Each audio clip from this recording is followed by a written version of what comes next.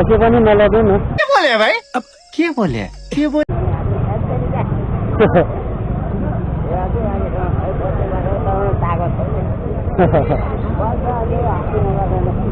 तागत त हुनु पर्यो नि।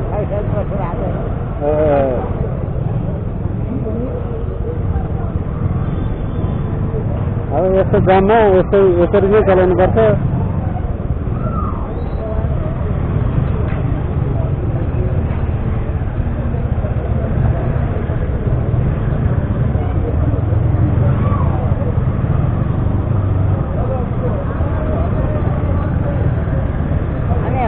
हाम्रो घर चाहिँ कहाँ नि हजुर?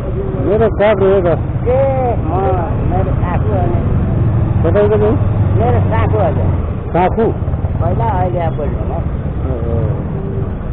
अन्त त्यहाँ सानो भाइहरू गर्छ म आउन त आइपुग्यो कतातिर हो तपाईँको छोरी पक्कै उहाँ नै हो।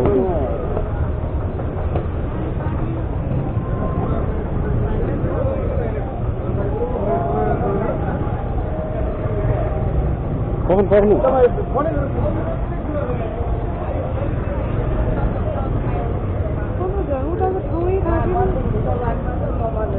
उहाँ चाहिँ अनि मेन रोडमा आएर बस्नु भएको रहेछ।